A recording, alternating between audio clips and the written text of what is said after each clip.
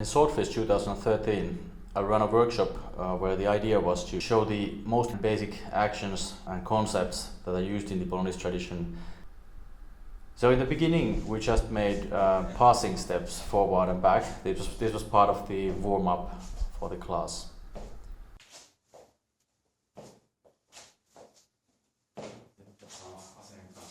Then we did the same exercise again, adding cuts. So every time we passed forward with the right foot, we made a mandritto cut from the right side, and also when stepping back, we did a riverso.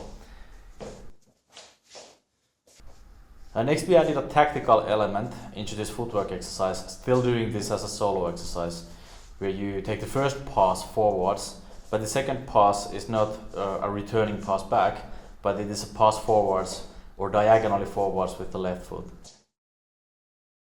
Then we did the same exercise with a partner. So now it becomes obvious that the step forwards and the mandritto is a feint, and then the riverso is actually supposed to land on the target. To make sure that the attacker can freely attack and strike, we had the defender start in a position where the sword is just pointing downwards and he leaves his body completely open. Next, we repeated the same exercise, but the defender started in coda stretta. Next, the defender also started doing something other than just one parry. He made one parry against the mandritto, and then against the riverso, another parry with a true edge, both parries with true edge. And then he responded with an imbroccata, which is a downwards thrust from high right, into the chest of the original attacker. The next variation included actually two feints. So first there's a feint of mandritto, then a feint of riverso, and then a mandritto is again executed. The defender simply makes two feints, and in the basic form of the exercise doesn't even need to try to attempt to do the third one, since we begin with choreography and then apply this later on. The next variation was to change the target of the third cut, and also we changed the second cut slightly. So first mandritto is a feint towards the head, but then there is a riverso tondo, which is a horizontal strike, as the second feint, and we'll let it make contact here. And the third cut is against the leg of the opponent, but it's a mandritto this time. As a variation to the same theme, after the first feint of mandritto, we did a riverso to another target. So the feint was done against the head, and the actual strike, the riverso, was done against the leg. So when the mandritto comes, the defender simply stands still and makes the parry with the mandritto, a mandritto parry with the true edge. And when he doesn't find the opponent's sword and he sees that it's actually dropping against his leg, he passes back with his right foot and at the same time cuts a riverso to the sword hand of the attacker. The next variation was to start with a thrust, and then when the opponent parries, we will cut around, and then there is a second parry and an imbroccata.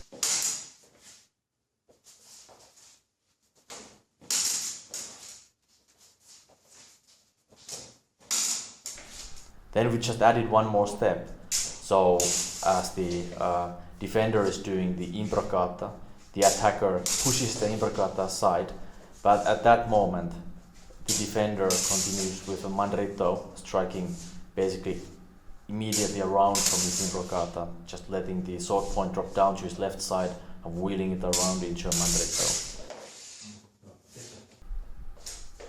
Finally, since after the imbroccata the defender actually executes a mandritto, we can at this point change the roles and introduce a flow drill that you can just keep on practicing. Where first there is a feint of mandritto, then a riverso, which is parried, and then there's an imbroccata thrust, which is pushed aside, and then the original defender continues with a mandritto, that is a feint, which is parried, and then a riverso, and so on. Then we did an exercise where there are two parries, but the second parry is not done with the true edge, but with the false edge. And the purpose of this exercise here was to introduce the false edge parries, which are an essential part of the Bolognese tradition. So after this, we basically had done parries with both edges and riposed with both thrusts and cuts. The next exercise is a provocation by giving the opponent reason to attack you, making an invitation, which in Italian would be called invito. But this theme is also found in Joachim Meyer, who explains it very nicely when he talks about the Reisen, Nehmen, Treffen combination, where there's first the provocation, then there's the taking, and then there's the strike. Then we did the same exercise again, but changing the attack which the provoked party does. So instead of coming in with a mandritto strike after the invitation, they come with a thrust. But otherwise the exercise is exactly the same. Next we made another provocation. Instead of an invitation, we made a beat to the opponent's sword that was extended toward you. So the exercise begins with a beat that is followed with a thrust, which is then parried, and then the original initiator, the agent, can cut around with a strike of riverso. Finally we made a sequence which starts with an imbroccata, basically attacks with an imbroccata, the downward thrust from high right. So first we did a mandritto, with which we got into porta di ferro larga. From there we stepped with the left slightly to diagonal and cut riverso ridoppio up into guardiale corno. And then with the step of the right foot we'll launch the imbroccata and mandritto as a feint, and then when the opponent goes to parry it, we passed back with the right and made a riverso cut to the hand. The final exercise we did was free attacks, and first we did free attacks so that one person attacks, the other person just defends himself, and if he has time and has the place, has the tempo, of course they can also riposte.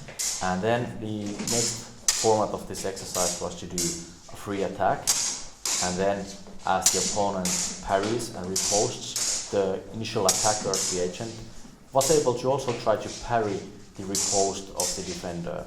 And we did this in a triangle format. Now in this video I do it with Tuomas, just the two of us, which works just fine.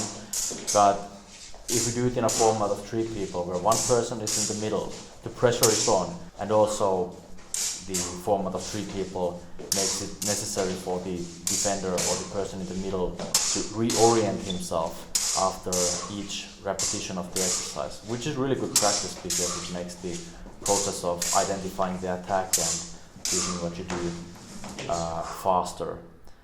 So I hope you like these exercises and the videos, and go to marozzo.com, discuss them there and ask questions if you have any.